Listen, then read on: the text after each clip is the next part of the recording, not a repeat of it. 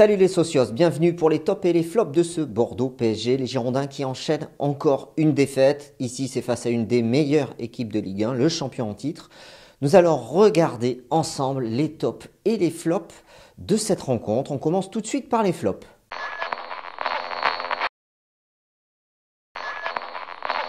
Premier flop, c'est Jean-Louis Gasset, l'entraîneur des Girondins de Bordeaux, qui a mis en place une organisation inédite, même si on avait vu un système similaire lors des matchs précédents. Celui-ci, avec les hommes en place, était inédit et on a vu le manque d'automatisme entre ces joueurs. On a vu également un milieu de terrain fragilisé avec des joueurs qui ont permuté sur le côté, des permutations entre Zerkan, Seri et Adli, et surtout on a vu un Jean-Michaël Seri esselé au milieu du terrain, laissant des boulevards à ses adversaires. Et enfin, les changements du coach n'ont pas permis à Bordeaux de recoller au score. Deuxième flop, c'est Loris Benito, le latéral gauche, défenseur central gauche des Girondins de Bordeaux, qui est fautif sur le but. Il oublie le marquage sur Sarabia, il oublie de le suivre et le joueur seul récupère le ballon et marque Benoît Costil.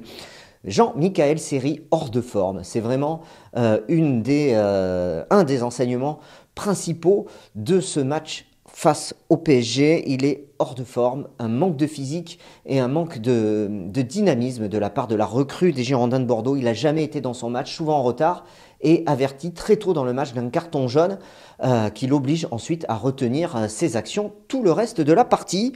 Mehdi Zerkan aussi fait partie des flops sur cette rencontre. Alors oui, il est généreux, il court beaucoup, mais il court beaucoup dans le vide, Mehdi Zerkan. On l'a vu très gêné par le placement et par cette organisation. Il a souvent laissé Sabali seul face aux vagues adverses en première mi-temps. Et le côté droit, c'était vraiment un boulevard pour les Parisiens. Voilà, c'était un match sans pour Mehdi Zerkan.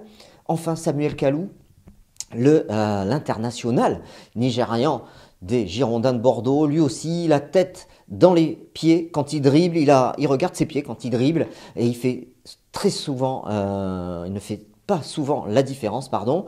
Voilà, c'est encore un match sans, même s'il avait été buteur lors des précédentes rencontres. Là, Samuel Kalou, collectivement, n'apporte rien, perd souvent des ballons. Alors oui, il y a eu beaucoup de fautes sur lui face à Paris, mais il gagnerait à être un peu plus collectif et à jouer avec ses partenaires. Le jeu bordelais en serait ainsi bonifié.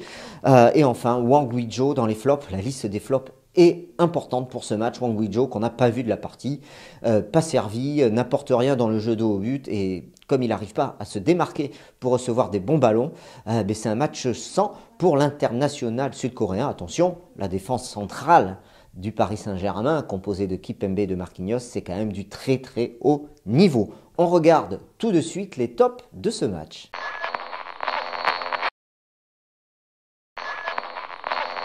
Premier top, c'est Sabali, Youssouf Sabali, un très bon match. Alors oui, vous l'avez entendu, avant dans les flops, il a souffert avec les vagues adverses pendant toute la première mi-temps, mais il ne pouvait pas non plus tout contrôler tout seul.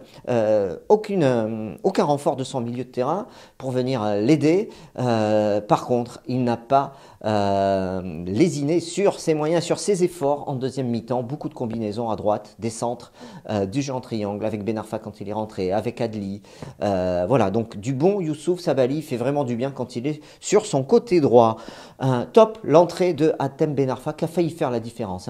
Il est rentré à la 64e minute de jeu, le milieu de terrain des Girondins, et il s'est créé la plus grosse occasion des Girondins de Bordeaux du match. C'est lui qui a la première grosse occasion avec cette frappe qui passe au ras du poteau de Navas. C'est dommage, en tout cas une belle rentrée dans de meilleures dispositions que celle qu'il avait faite lors des matchs précédents. À noter aussi que dès qu'il est entré, Yacine Adli s'est transformé dans son jeu.